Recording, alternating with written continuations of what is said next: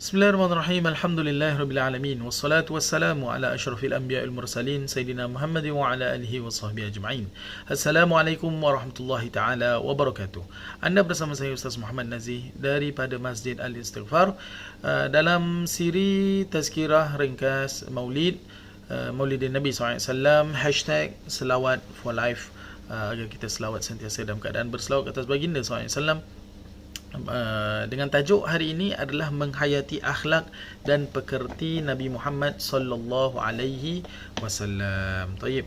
Kita akan mulakan dengan sebuah hadis yang diriwayatkan oleh Ibn Hibban. Nabi SAW suatu ketika mendoakan untuk Sayyidatina Aisyah radhiyallahu anha dengan doa yang berikut.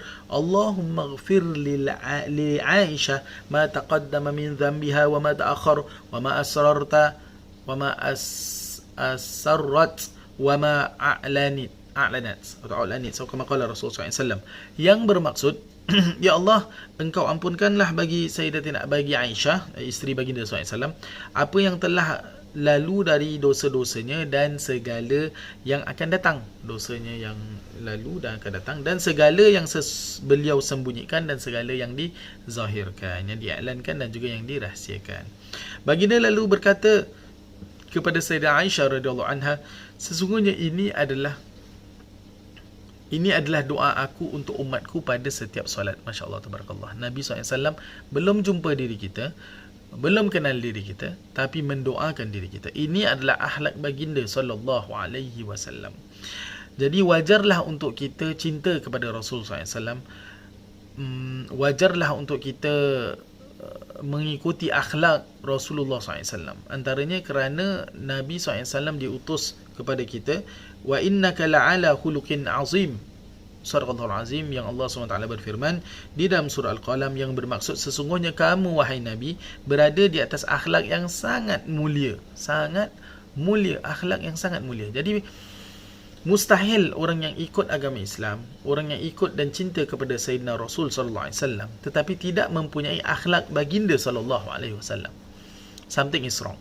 Hasil daripada mengikuti, mengamalkan sunnah baginda sallallahu alaihi wasallam, hasilnya adalah pada akhlak orang itu.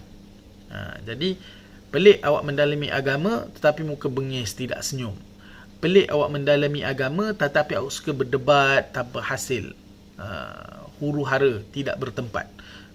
Padahal dengan sekarang ada teknologi, bukan dia kenakan dia dekat page masing-masing, hubungi secara telefon ataupun jumpa.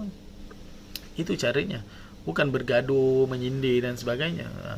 Wallahu ta'ala alam. Allahumma salli ala Muhammad. Jadi Allahumma salli ala Muhammad, sekiranya kita ingin menyentuh segala akhlak serta nilai dan yang diajarkan oleh baginda SAW, tak akan habislah. Kerana basically semua benda yang positif itu kebanyakannya adalah daripada Rasul SAW. Kita tengok saja dengan akhlak kebaikan lah. Think of something akhlak yang baik. Khidmat ibu bapa diajar oleh baginda SAW. Khidmat ahli keluarga diajar oleh baginda SAW. Baik dengan orang tua, baik dengan anak-anak, diajar oleh baginda SAW. Menjaga kebersihan diajar oleh baginda SAW. Apalagi apa-apa kempen, jangan buang sampah sembarangan, memang diajar kerana ada konsep kebersihan. Bertanya kepada yang pakar diajar oleh baginda SAW, yang diambil daripada ayat Al-Quran yang diturunkan kepada Rasulullah SAW. Fas'alu ahla dzikri in kuntum la ta'lamun. Bertanyalah kepada orang yang mahir dalam bidang itu. Wallahu ta'ala a'lam. Allahumma salli ala sayyidina Muhammad. Sekiranya kita menghayati sunnah baginda SAW, beliau sering menegaskan kepada umat untuk tidak menuruti hawa nafsu dan amarahnya. Antaranya juga adalah, Allahumma salli ala sayyidina Muhammad, akhlak Nabi SAW adalah kesabaran. Dan kesabaran ini adalah satu sifat ahli syurga.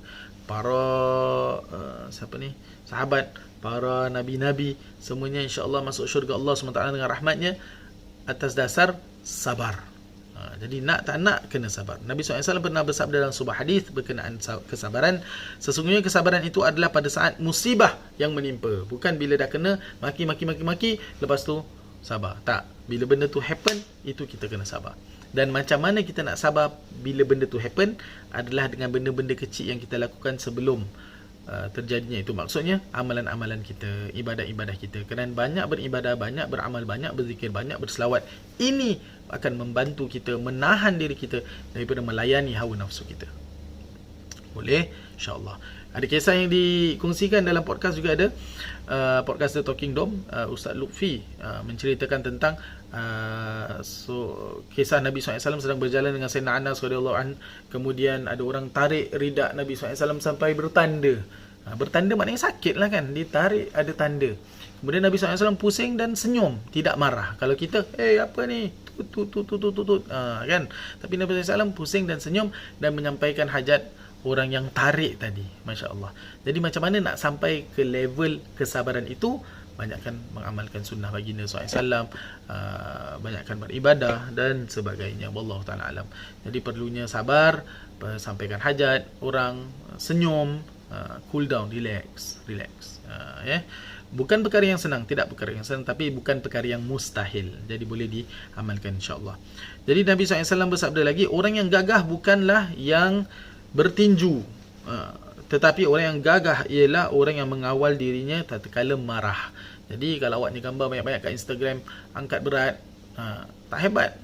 Itu bukan orang yang hebat. Itu bukan kuat. Yang kuat tapi awak angkat berat, tapi bila awak marah tu awak sabar, itu hebat lah.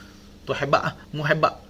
Tapi kalau muscle-nya gagah, qiyamnya tak ada, solat jemaahnya tak ada, sabar tak ada, tidak berguna, ya. Bukan gagah orangnya, tetapi gajah. Seterusnya, kata-kata hikmah daripada bahasa Arab berbunyi, awal kemarahan itu adalah kegilaan dan diakhiri dengan penyesalan. Lagi-lagi kita dalam rumah tangga, suami yang sedang marah, sabar. Isteri yang sedang marah, sabar. Kalau ada teks, message yang buat kita marah, jangan terus reply, relax dulu, letak dulu. Pastinya beberapa minit yang kita tidak terus reply, akan lebih tenang perkataan-perkataannya. Kalau kita terus attack, reply terus, tak boleh. Maka itu akan menambahkan lagi kemarahan. Taib, Allahumma salli ala sayyidina Muhammad. Okey. Jadi kita tutup dengan bagaimana kita nak mengurus kemarahan kita. Jadi antara akhlak Nabi SAW adalah kesabaran. Jadi Nabi SAW juga pernah bersabda dalam sebuah hadis, yang kita perlu bersikap objektif dan tidak membiarkan emosi dan kemarahan menguasai diri kita. Jangan kasih kita emosi get the better of us. Nabi SAW bersabda yang berbunyi, wasalasun munjiyat khasyatallahi fis sirri wal alaniyah wal qasdu fil faqri wal ghina wal adlu fil ghadabi wal rida. Very good takeaway, masya-Allah, tabarakallah. Jadi kita cuba decipher ni yang Nabi, hadis yang bermaksud, dan 3 perkara yang menjadi penyelamat. 3 perkara. Apa dia? Yang pertama, takut kepada Allah dalam keadaan sendiri dan keadaan terbuka. Takut kepada Allah pada keadaan sendiri, bersendirian dan terbuka. Ini boleh dimaksudkan online dan offline. Kadang-kadang kita online bersama orang, offline bersama orang baik, tapi online sendiri-sendiri tu dosa-dosa dengan handphone tu tak teringat Allah SWT. Kita sekejap hamba Allah, sekejap hamba teknologi. Padahal perlu kita menjadi hamba Allah dalam solat, dalam ibadah dan luar. Bila main handphone tu masih hamba Allah. Hamba Allah berteknologi. Maksudnya dia jaga mata, jaga telinga, jaga mulut, jaga gerakan jarinya, like-nya, share-nya, dia jaga. Tapi kalau dia tak jaga, maknanya dia hamba teknologi lah, dia lupa kepada Allah. Jadi tak boleh. Hamba Allah tu 24/7. Okay, satu. Yang kedua, berjimat cermat ketika susah dan senang. Kita dapat lihat dengan COVID-nya ini, kalau dulu kita banyak berjimat ataupun kita banyak savings, insya-Allah tak ada masalah. Sekarang masalahnya adalah kerana kita tidak berjimat cermat. Kita dapat habiskan, tak pakai konsep 1/3. 1/3 simpan, 1/3 belanja, 1/3 rolling kembali. Kita tak gunakan konsep yang itu. Dan senang dan berlaku adil ketika marah dan redha. Kena berlaku adil. Berlaku adil ketika marah dan redha ternyata memerlukan kepada insan yang sentiasa berfikir. Tak boleh layankan nafsu saja. Bila sedang marah dan lisan ini ingin meluahkan kata-kata yang tidak diredai Allah, atau jari jemari nak membalas komen-komen social media dengan perkataan yang kasar, dengan perkataan yang tidak baik, ketika itu perhatikan panduan Nabi SAW ini. Relax, tenang-tenang, fikirkan kesan kalau kita hantar perkara itu, yang bakal anda luahkan. Fikir dulu nak reply apa kat isteri ni, nak reply apa dekat bos ni, nak reply apa dekat orang yang nak jatuhkan kita ni. Relax, relax brother, relax. Okay. Sama ada terhadap diri sendiri ataupun terhadap mereka yang berada di sekitar. Wallahu ta'ala alam. Jadi perbanyakkan amalkan antara sifat Nabi SAW. Satu, doakan orang lain sebagaimana Nabi SAW doakan isterinya dan juga doakan umat Nabi SAW. Kita juga doakan diri kita dan umat Islam yang lain. Yang kedua, amalkan kesabaran, yang dimana kita kena usahalah at least every year ada peningkatan dalam kesabaran kita, dan juga maksudnya perlu tingkat dalam amalan-amalan kita. Wallahu ta'ala alam. Semoga ada manfaatnya. Yang baik itu datang daripada Allah SWT. Kekurangan daripada saya sendiri, saya mohon maaf. Dan banyak jemaah-jemaah kita ni bersabar kerana semua nak pergi masjid, semua nak kuliah start balik, tapi masih lagi bersabar dan juga redha dan menggunakan alat-alat yang lain seperti YouTube, Facebook dan sebagainya. YouTube masjid, Facebook masjid, untuk Allahumma salli ala sayyidina Muhammad, mendapatkan isi kerohaniannya. Wallahu ta'ala alam. Terima kasih. Yang baik itu datang daripada Allah SWT. Kekurangan daripada saya sendiri, saya mohon dan maaf. Teruskan berselawat, jangan lepas daripada selawat ke atas Nabi SAW. Paling kurang 100 kali lah. Nabi SAW doakan kita. Masya Allah, takkanlah kita tak boleh selawat kata Nabi SAW.